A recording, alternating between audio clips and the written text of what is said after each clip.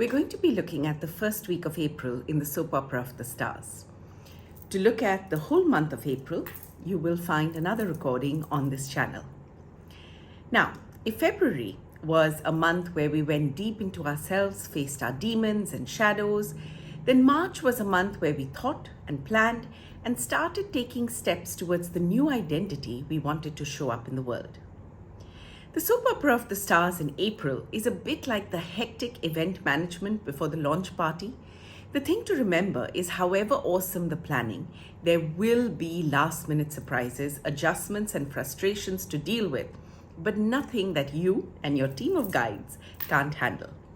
I'm an intuitive coach and I work with businesses, individuals and relationships to help them gain clarity on their purpose by connecting to their energetic blueprint, to embody a more powerful future by connecting with versions of themselves who have already achieved what they're dreaming of and bringing it into reality, to feel relief from current circumstances by clearing blocks, cords and entities that may be from the current lifetime, previous lifetimes, or from their ancestral lineage.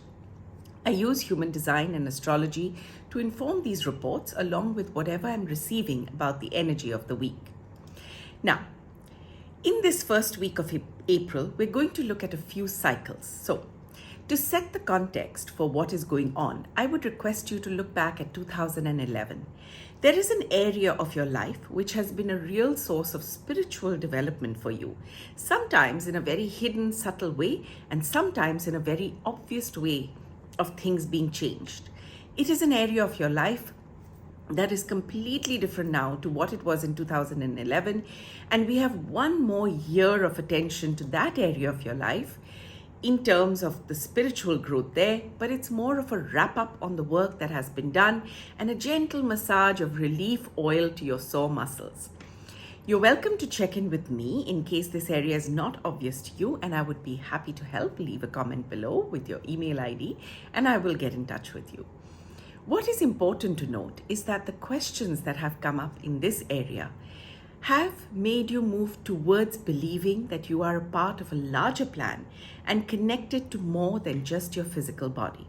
So look at 2011, look at now, what is that area that has changed and that has helped you in your spiritual growth while it has caused these changes. Now, the reason it is important to recognize this cycle is not just that we are entering the final 12 months of it. The reason this is important is that in the first week of April, this cycle is being highlighted in a very personal way, with the planets asking you to reflect on your journey.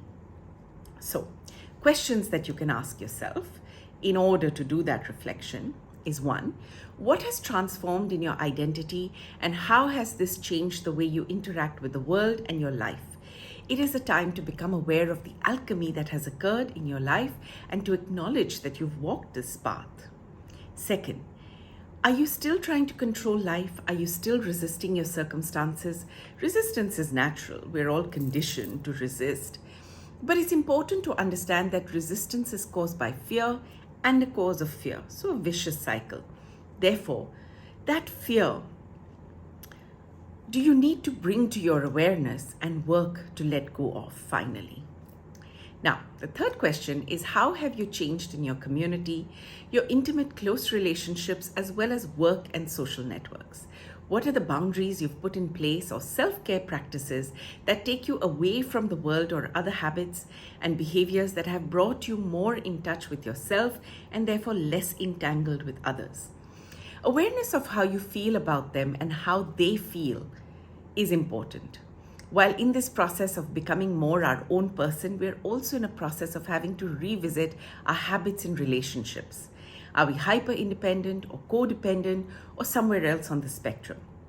Do we need to let go of our heart walls or do we need to set boundaries? What is it we need to do to bring ease into the relationship? Remember, everyone is going through the same energy, just in different ways.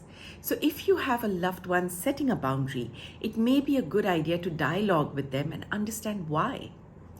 Last but not the least, the energy in this week and for most of April is going to be contemplative around where you want to go. This time, the universe is truly working to set us up for success and is therefore leaving no stone unturned in ensuring we get it right. I'm seeing this for those of you who are action oriented and believe hustle and pushing forward is the way through. This month is still one to continue looking at project plans and backup plans and making sure the foundations within yourself, your community, and the work you want to do are healthy and strong. We're going to receive a rocket launch energy at the end of April, and this work that you're being asked to do now is what will ensure the launch pad is firm for your takeoff. Now, for any questions or more details on the astrology and human design, do connect with me and I would be happy to share more details and the areas of life specific to you.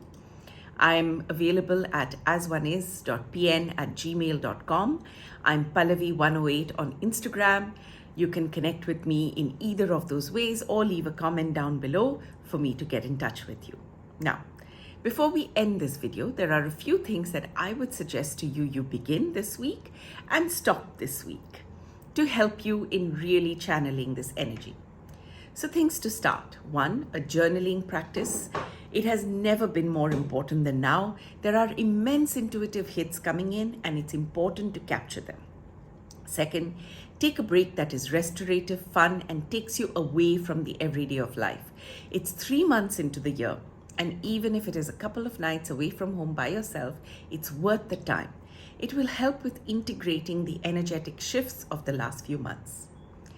3rd, be clear on your goals. Whether it's through an embodiment session with me or your own processes, this is the time to connect with the version of you that you want to call in. Things to stop. 1, trying to push against circumstances and convince other people to change to make you feel better. We're all going through tremendous change right now, and any form of hustle will not have a happy ending if it isn't aligned to the authentic version of everyone involved. It's natural to feel fatigue on the path. You're not alone. Reach out, let's talk, let's laugh, let's exchange stories, let's build a spiritual resilience community. 3rd, stop neglecting your inner work. If you are, the energy is so potent right now, there's so much potential, grab it. I would love to hear what resonates with you and how you're seeing this in your own life. If you've enjoyed this video, please like it, do leave a comment, please subscribe to the channel to receive more such videos, and do share it with others.